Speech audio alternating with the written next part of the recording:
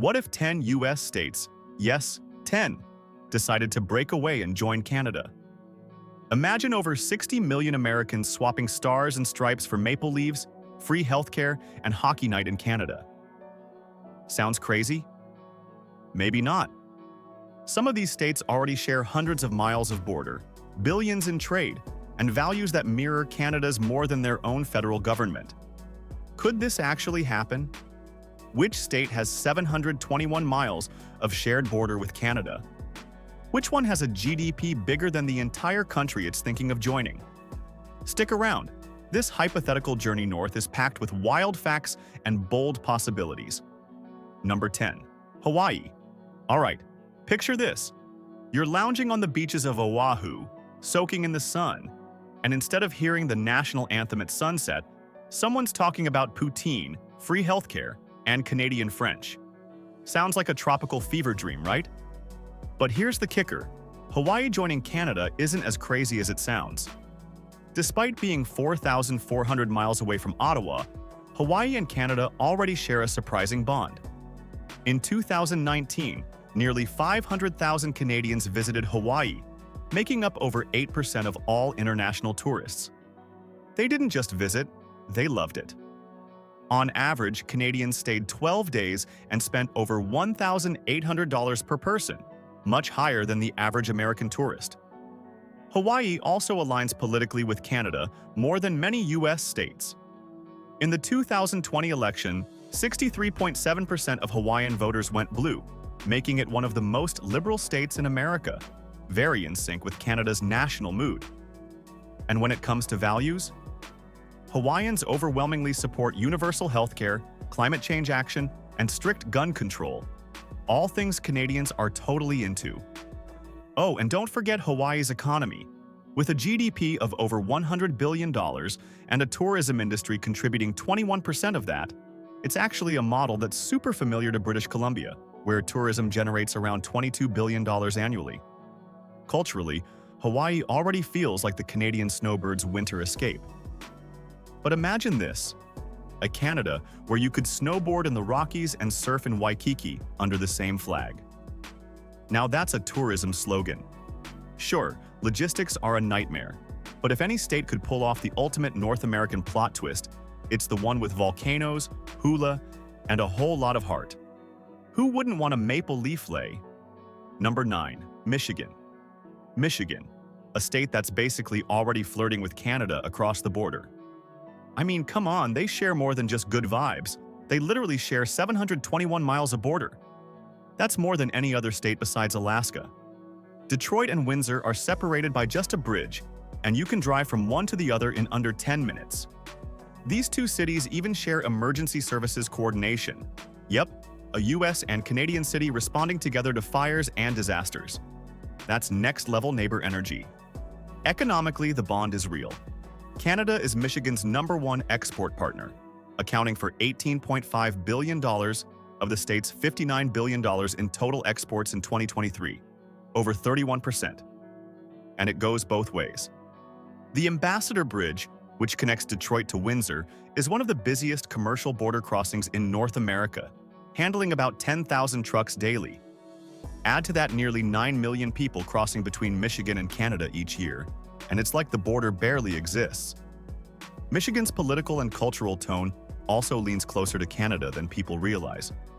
While it's a swing state, its cities, like Ann Arbor and Detroit, are progressive strongholds. Over 95% of Michiganders live within 85 miles of the Canadian border, and let's not forget the Upper Peninsula. People there often joke they're practically Canadian, and you know what? They're not wrong. They even share similar accents, regional slang, and love for ice hockey. You'll find nearly 200 amateur hockey teams just in Metro Detroit alone. If Michigan ever got fed up with the chaos of DC, a polite knock on Canada's door wouldn't be all that strange. Besides, imagine a country where poutine meets Motor City Muscle. That's a merger made in Maple Heaven. Number 8. New Hampshire. Now here's a surprise entry. New Hampshire. You might know it as the home of the first presidential primary, or for its "Live, Free, or Die" motto. But behind that tough Yankee exterior lies a soft spot for Canada. New Hampshire shares 58 miles of direct border with Quebec and is just a short drive from places like Montreal and Sherbrooke. That means some residents are literally closer to Tim Hortons than to the nearest Walmart. Culturally, there's already a low-key love story going on here. French-Canadian heritage is strong in New Hampshire, with about 24% of residents claiming French or French-Canadian ancestry. That's nearly 1 in 4 people, and you'll hear it in the surnames Labrie, Gain, Pelletier, Boucher, straight out of Quebec, baby. Even better, many northern towns like Berlin and Colebrook still celebrate French-language events and maintain active sister city relationships with towns across the border. And let's talk politics. New Hampshire is an independent-minded state that supports universal healthcare and gun rights in weird harmony. But here's the kicker. New Hampshire ranked number 1 in the US for quality of life in 2022, and that's super aligned with Canadian provinces like Nova Scotia and Prince Edward Island, which boast similar stats in Canada. With over 30 state parks, a low crime rate, only 1.5 incidents per 1,000 people, and a deep love for nature, it mirrors Canada's smaller provinces more than you'd think. Plus, Canadians love visiting. New Hampshire attracts nearly 400,000 Canadian tourists annually, mostly for foliage, skiing, and tax-free shopping. So, if the US ever breaks up, New Hampshire's quiet, forested mountains might just whisper, "Bonjour, mon ami," and drift northward like a maple leaf in fall. Number 7. Minnesota. Let's be honest. Minnesota and Canada are already twins separated at birth. I mean, if you've ever been to Minneapolis and then hopped over to Winnipeg, it's basically the same energy. Friendly people, icy winters, and a mutual obsession with hockey and hot dish. Minnesota borders Manitoba and Ontario for a whopping 547 miles. And get this, Canada is Minnesota's top trading partner, making up nearly 25% of its $27 billion export market. And the accents? Don't even get me started. You say, "a boot," I say, "you betcha." It's basically the same dialect. Even culturally, both places are known for politeness, community values, and that iconic Midwestern humility that screams, "sorry," before you've even done anything wrong. Now, let's dive into some delicious data. Minnesota has 11,842 lakes, just shy of Canada's nickname as the country of a million lakes. And their populations are just as similar. Winnipeg has about 750,000 residents, while Minneapolis is home to 430,000, and the metro has over 3.7 million people. There's also huge overlap in food: wild rice, walleye, maple syrup. Climate, both average 90 inches of snow annually. And winter sports, Minnesota has over 100 indoor ice rinks. Politically, Minnesota is deep blue, voting Democrat in every presidential election since 1972. Yep, even during the Reagan landslide of '84. That's a record unmatched by any other state. So their progressive stance on healthcare, education, and climate change aligns perfectly with Canadian policies. And when it comes to education, Minnesota ranks in the top 5 in the US for literacy and public school performance, right up there with Ontario and British Columbia's top provinces. Honestly, if Minnesota ever packed its bags and crossed the border, Canadians might not even notice. They'd just say, "Oh, you're finally here, eh?" Number 6, Vermont. If any US state could sneak across the border and blend into Canada like a local, it's Vermont. Seriously, Vermont is basically already a mini Quebec with English subtitles. With just 625,000 residents, it's one of the smallest US states population-wise, comparable to Canadian provinces like Prince Edward Island or Newfoundland and Labrador. But don't let its size fool you. Vermont punches way above its weight in friendliness, maple syrup, and progressive policies. Let's talk geography. Vermont shares a 90-mile border with Quebec, and in some towns like Darby Line, the border literally cuts through buildings. There's a library and opera house in one town that straddles the US-Canada line. You enter in America and exit in Canada. That's not a metaphor, that's a literal building. Culturally, Vermont oozes Canadiana. It's environmentally conscious, with 78% of its electricity coming from renewable sources, almost identical to Quebec's hydro-powered grid. It has universal healthcare envy and legalized cannabis, just like Canada. And politically, Vermont is deeply liberal. Bernie Sanders, the state's most famous senator, might as well be honorary Canadian royalty with his socialized medicine agenda and maple syrup thick accent. And here's a sweet detail. Vermont produces over 2 million gallons of maple syrup per year, second only to Quebec globally. That's a lot of pancakes and an even bigger bond with Canada's favorite export. Even its values are Canadian adjacent: inclusivity, education, clean air, small towns with walkable downtowns, and lots of flannel shirts. Honestly, if Vermont held a "Should we join Canada" referendum, they might not even need ballots. Just a thumbs up, a group hug, and a box of Timbits to seal the deal. Number 5. Maine. Maine, the easternmost state in the US that wakes up every morning and stares directly at Canada across the Atlantic like, "Hey neighbor, save me some poutine, will ya?"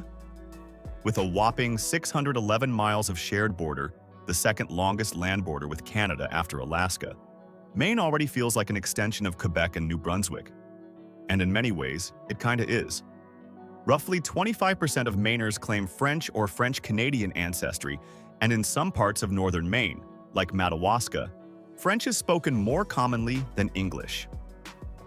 Local schools even offer bilingual education in French and English. These communities also celebrate Canadian holidays, like Saint Jean-Baptiste Day, alongside US ones. Tourism plays a big role too. Every year, over 1 million Canadians cross into Maine for camping, lobster rolls, outlet shopping, or just to enjoy some good old East Coast Americana. But the feeling is mutual. Mainers love hopping over to New Brunswick and Nova Scotia too, especially for festivals and summer beach escapes. When it comes to politics and lifestyle, Maine is practically Canadian already. The state has strong support for healthcare expansion, green energy, and strict environmental laws.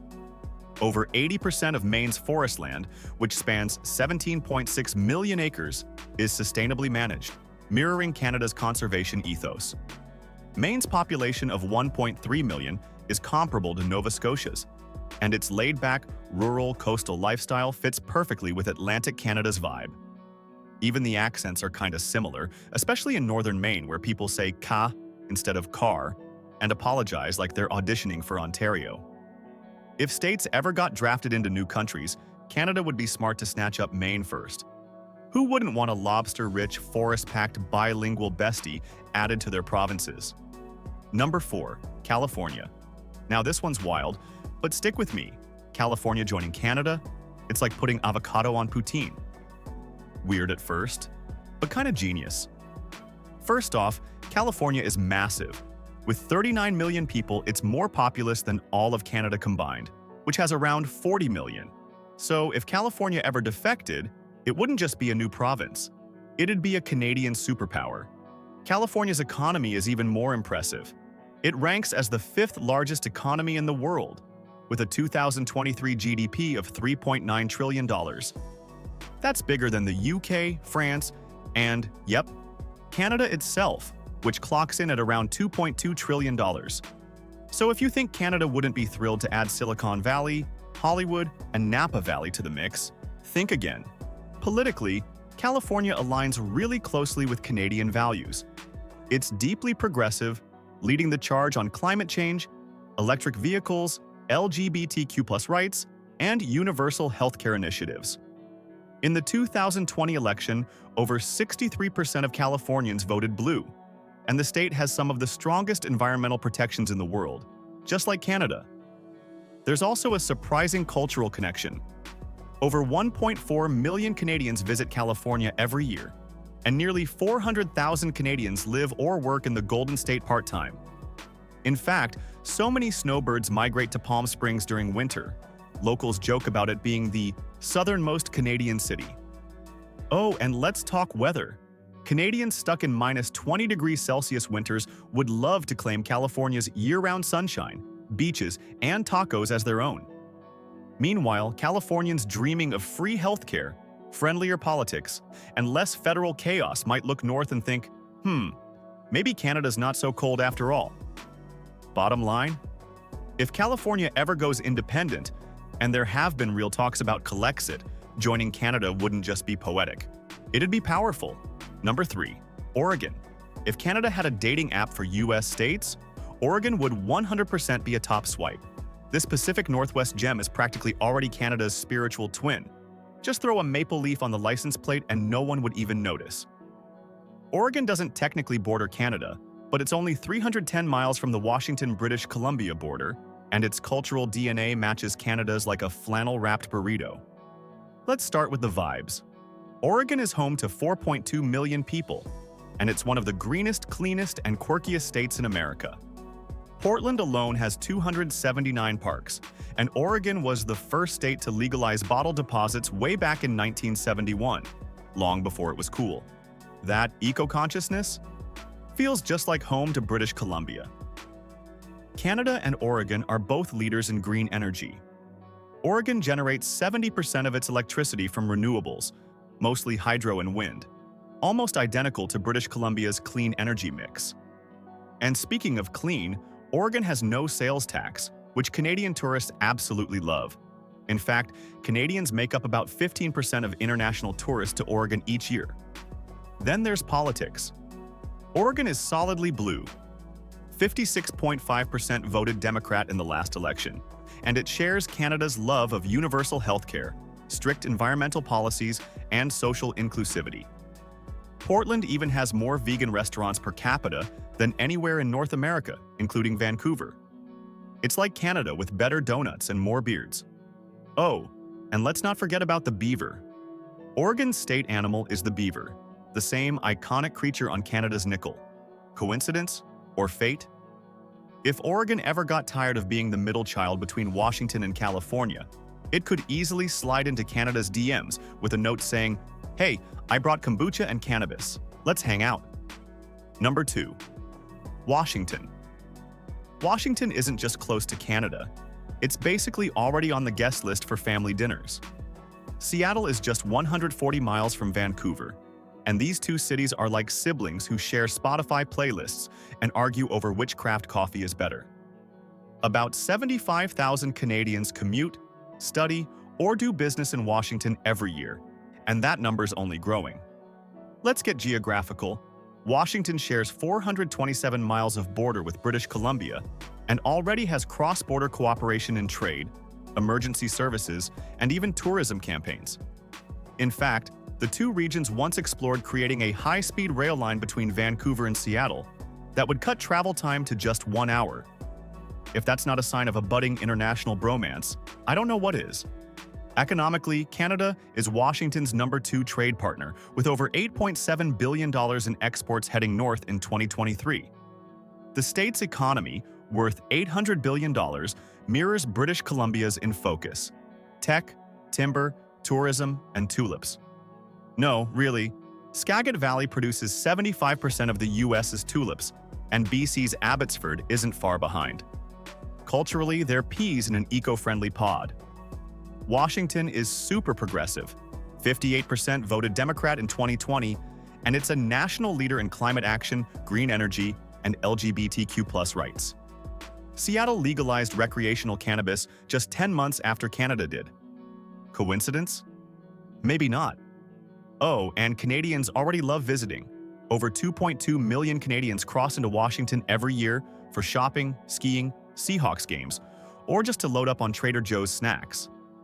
And during winter, Washington's snowbirds flock to Canada's cheaper prescription drugs like it's a reverse migration. Let's face it, if any US state's going to pull a surprise adoption into Canada, Washington's already got dual citizenship in spirit. Just give them a passport and a double-double, and it's official. Number 1. Alaska. Alaska. This isn't even a stretch. It's practically a long-lost Canadian province hiding in plain sight. Alaska borders the Yukon and British Columbia for a staggering 1,538 miles, making it the longest international border between the US and Canada. You could literally walk from one country to the other through forest, tundra, and glacier without seeing a soul for days. With a population of just 730,000, Alaska has fewer people than Winnipeg, but over 3 million lakes, 17 of North America's 20 tallest mountains, and enough moose to make even Canada say, whoa. It's rugged, remote, and resource-rich. Sound familiar? That's because Alaska and Canada's northern territories share nearly identical geography, climate, and culture. In fact, many indigenous Alaskan communities, like the Inupiat and Athabascans, have cultural and familial ties across the border. Trade-wise, Canada is Alaska's #3 export partner, buying over $1.2 billion in goods in 2023, mostly crude oil, seafood, and minerals. Alaska's economy heavily mirrors that of the Yukon, small, resource-based, and deeply tied to nature. Oh, and here's a fun one. Canada and Alaska already share 3 international border crossings, including the quirky little village of Hyder, where Canadian tourists come to say they've been to Alaska, and the locals literally use Canadian currency. Politically, Alaskans value independence, but socially, there's crossover. Universal healthcare might not be Alaska's thing right now, but most residents strongly support rural medical access, environmental protections, and wildlife conservation. Hello, Canadian core values. And let's be honest, if Alaska ever left the US, it couldn't survive as a standalone country. It's too remote, too spread out, and way too cold. But join Canada? That's like going home to a bigger cabin with better winter tires. Alaska and Canada? That's a snow-covered love story just waiting for a northern reunion.